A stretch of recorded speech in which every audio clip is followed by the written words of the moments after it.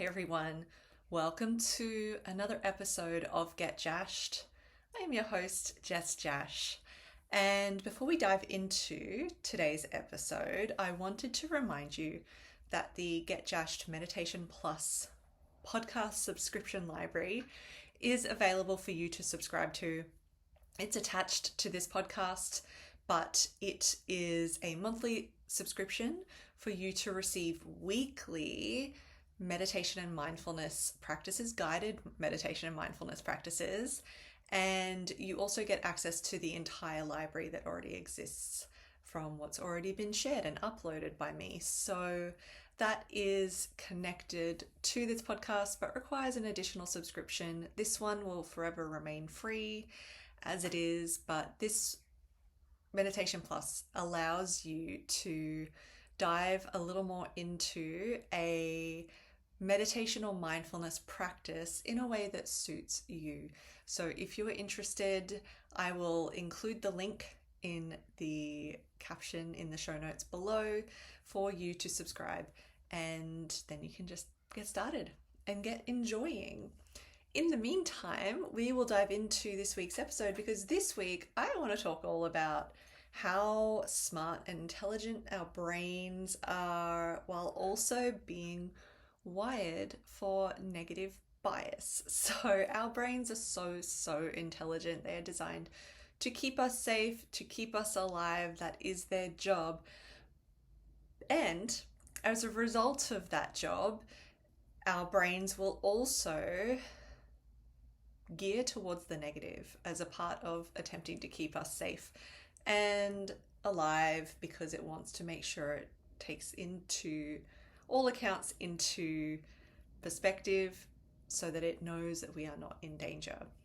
And if, for example, if you are like me and you might have 10 or 20 or even 100 positive comments, positive feedback comments, whatever it is, you might have so many positive comment moments. But if there is one single negative comment and you're aware of it, you might feel like that one is the loudest or holds much more weight than even the collective of the positive comments. So if you are like me and find that that is your experience, you are not alone, but there's also actually a reason for this. So negative bias is when we notice and hold on to negative things more than the positive ones. And there's actually a really well-known piece of research around this by Roy Baumeister. And that piece of research is Bad is Stronger Than Good. And it talks about how bad experiences or the bad focus actually sticks more than the good or the positive focus. So it's how our brains work in that way. And there's actual understanding around, and validation, I think, as well, around how that actually is true. It's not necessarily just a you're not good enough at mindset thing, even though there's definitely things we can do to train our brains around it. It's not necessarily a you're not good enough at thinking positively kind of thing. It is actual science in how our brains work. So some other real life examples that might be relevant for you in this are meetings. I'm trying to think of all of the possible opportunities for challenging moments to appear. So it could be you have a meeting where maybe you're a little unprepared, which is a little bit unlike you, but that's just what happened this time. Or you weren't prepared for the actual questions that they were going to ask, and you feel like you kind of muddled your way through, and that's just one meeting. But maybe you really aced all of the other meetings. You really held your own, and you showed up, and you led well, and you knew what you were talking about, and you conveyed that well, and all of that. You could have had a week of that, and just one meeting in that week didn't feel the same, it's likely that by default your brain will focus more on that one meeting. This one feels personal to me. Same with if you have one awkward interaction. I don't know about you. I frequently will cringe, like visually cringe, at having a thought of an awkward interaction that I had years ago, and there's no particular one. It'll just come to mind. I'll be like, oh, that was so awkward and cringy on my part. Oh no. And then I'll just focus on that. So it could be just hyperfixating on this awkward interaction that makes you go into an overthinking spiral because you're trying to avoid that from happening again. Or if something just feels off in a conversation or in the culture, the workplace culture, something feels off, even if it's just for a moment, you might grasp onto that. And, some of this is pattern recognition. Absolutely. Some of this is very, very relevant, and it is still important and useful to take notice of. And we also want to take notice of it and assess it, keeping in mind that we will have that negative bias, and that negative bias will put more weight on the things that feel like negative experiences versus the things that feel like positive experiences. So it's a bit of a both. It's good information, it's good pattern recognition, and it's also good to keep in mind so you can truly assess if it's actually realistic or not. And I'm smiling because this is a constant practice for me as well. But here's what is useful in that when it comes to well-being and shifting that. So we can acknowledge that yes, we have negative bias, that negative events hold more weight in relation to positive events, or negative feedback holds more weight than positive feedback just because of how our brains are wired. And we can use that understanding and use that information to create more of a sense of well-being in ourselves, because positive well-being doesn't just happen, because what is neutral isn't actually neutral because it veers negative. Neutral will tend negative just by how our brains naturally work. So it therefore becomes so important to put more emphasis than what we think is necessary or what we feel is balanced, to put more emphasis on positive affect, positive well-being, positive practices to counteract that natural veering negative. And this shows up in so many ways beyond just how you feel about that meeting or that awkward moment. This can also show up in the workplace for team members who only focus on what is wrong, and that can make them freeze and stop them from really taking the initiative, or give them more fear that makes them feel more fearful around taking initiative, trying something, doing what they are actually good at, if they maybe got it wrong once. Out of all the times they've done it, if they maybe got it wrong once, so that can really impact the flow and the progress of the organization, but also that sense of accomplishment and achievement for the person. It's also useful in relation to team members to understand that recognition might not land as strongly as criticism lands. So I'm not talking about the sandwiching approach where you go, oh, here's something positive, followed by the criticism or the feedback with another thing positive. I mean, sure, that might be how it comes out, but it's really, I think and I say this generally because I know some leaders in some organizations do this really well, but I feel like maybe in general, we don't recognize, we don't pay recognition as much as we should to create that sense of well-being. If if we really think about, yes, sometimes criticism or constructive criticism, let's say, and feedback is really useful, but making sure we are recognizing people's achievements independently as well as alongside the feedback too, but also independently recognizing what they are achieving, what they are getting done, what they're doing, how well they're doing, whatever it is, making sure that that is a stronger practice. So then when the moments to give feedback come along, it will become less of that big deal of, oh my gosh, this is all I ever get, it's just this negative feedback, or associating recognition with that that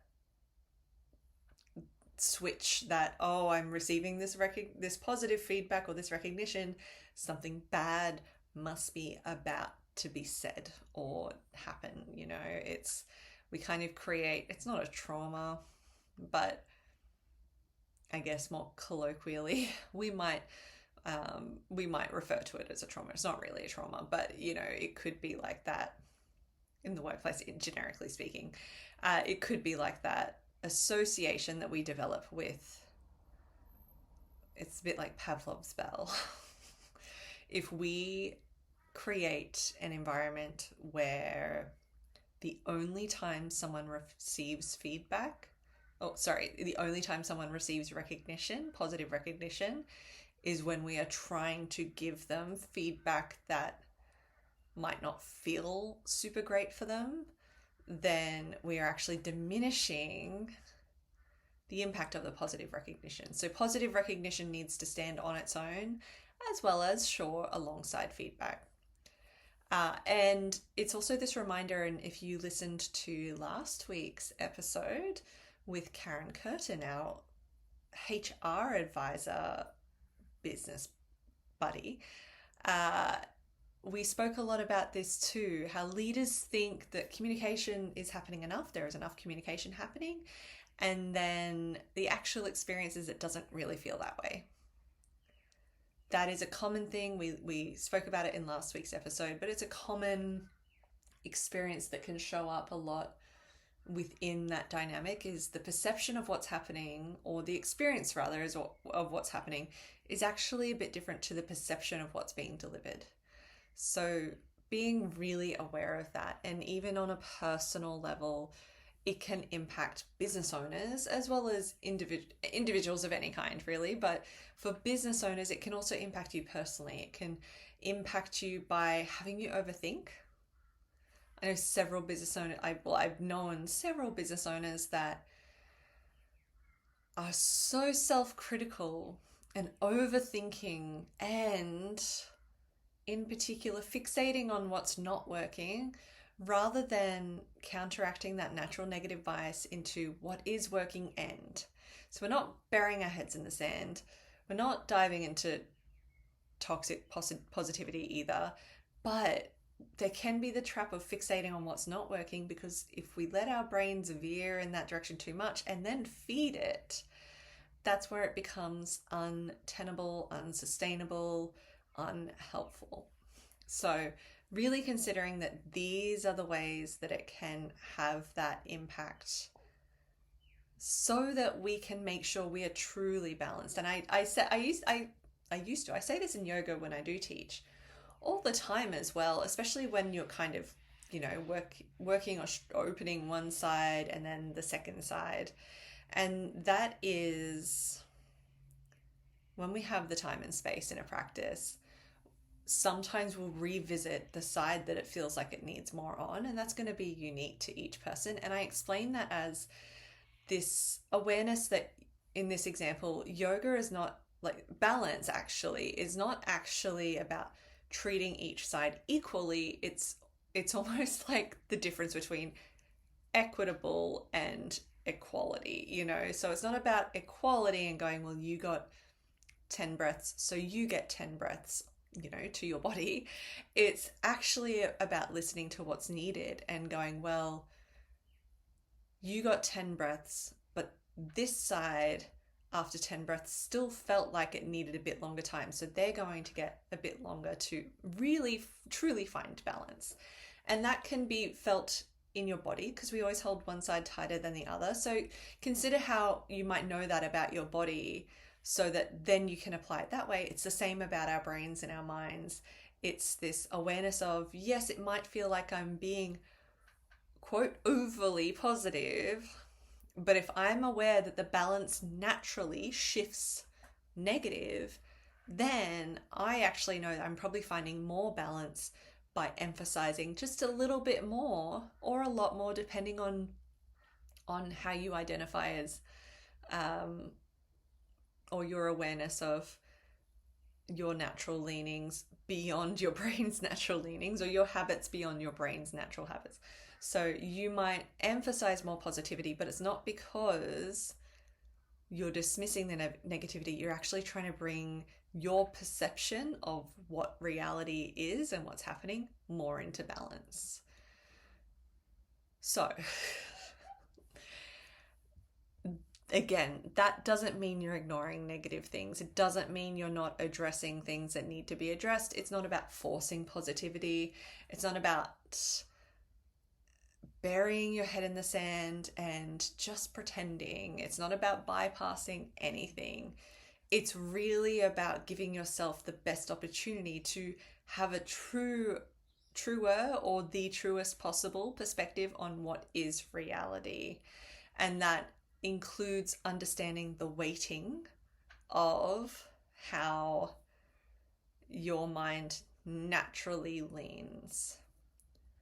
Just because our mind's bias makes the negativity sound louder or seem louder doesn't mean that it is more important or is the same weight as the positive thing, but our mind codes it as a heavier weight. So this is going to sound real too simple almost. It might sound a little too simple for what you want it to be even. And that is when what you can do in practice is practicing noticing the good, but you have to actively catch it. So I have given this example before, but I like when it comes to meetings, so when I've had to kind of encourage this within teams, I like to, let's say it's a weekly team meeting, I like to begin with honorable mentions. You might use the word celebrations, you might use the word appreciations, moments of gratitude, whatever resonates, but sometimes some of those words aren't going to land for everyone, especially things like gratitude and celebration, because it might not actually feel like there is anything to be grateful for or to celebrate. But so I shifted to honorable mentions because honorable mentions actually broaden the scope of what could be recognized, and it allowed people to start to recognize, well, actually this person finally got back to me, so I was able to have this conversation. Otherwise they wouldn't necessarily be able to identify some of the things that are going on. Like it wouldn't necessarily be able to be, well, this moment of progress happened, because it might still be, well, I still didn't achieve this, so we're still talking about it, instead of recognizing the steps along the way that have created that progress, right? So you notice the good, but you might have to embed habits and practices into other things that already exist to start to cultivate that noticing and actively catching it. And the more you practice it, the easier it is to catch, but it does take practice. Another thing you can do is give more positive input than what feels necessary. And some people are really going to hate that. I was going to say cringe at it. I was going to keep it light, but no, some people are really going to hate that or feel really uncomfortable with that. For whatever reason, we're not judging, but we're acknowledging that that is going to not feel like something that some people actually want to do, because maybe some people really value just getting down to the point. So we're not talking about, being all fluffy and airy in any way, but we are really actually just, it's part of the brain training.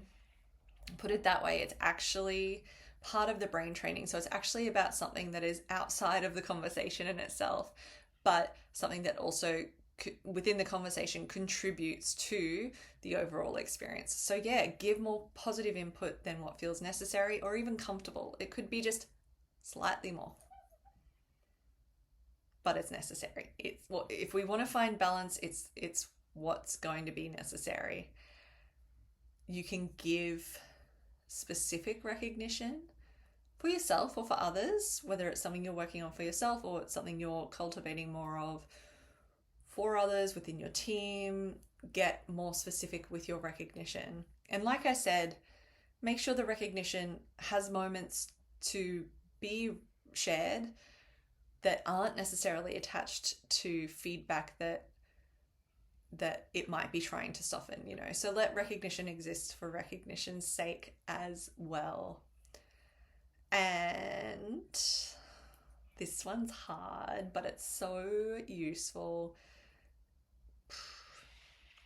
Slow down your assumptions, check your assumptions. It's a bit of a check yourself before you wreck yourself moment. And this takes practice, and this is hard to catch, which is why being able to create a culture where people can talk about it makes such a difference, because other people can often point it out for us. And that is asking, if you're stuck in this negative spiral, for example, this negative lean, asking, is this true, or is it just the loudest voice in the room right now? Whether it's a literal room or the room that's in your mind, like your mind's room, right? You can just actually ask, is that true? Or is it just that it's loud, that it's seeming so big?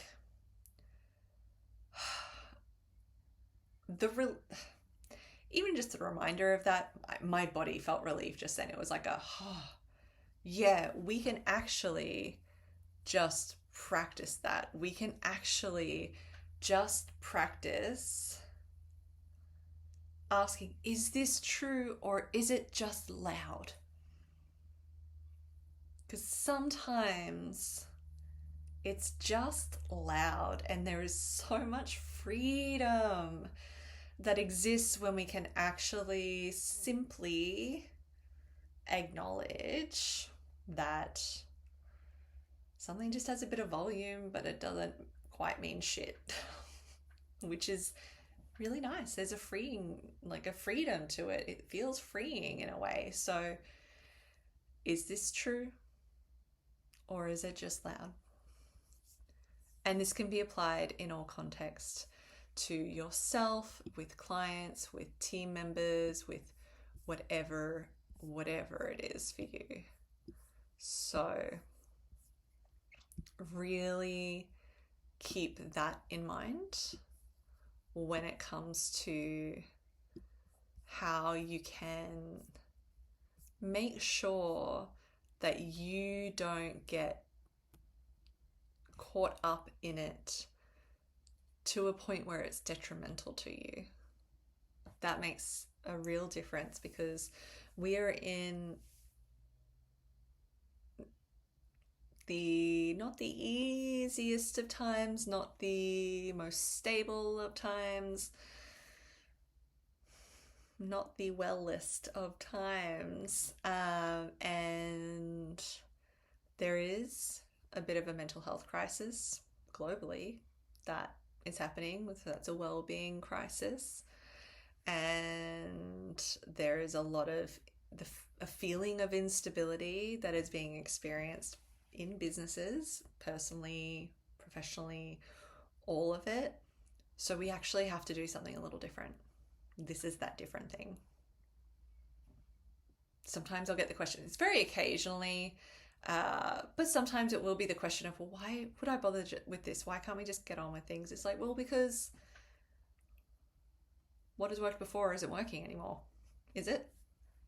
Would you categorically say what has worked before in decades past works for you now? You wouldn't say that about marketing. What works in marketing or advertising decades before doesn't work now necessarily, but it's the same.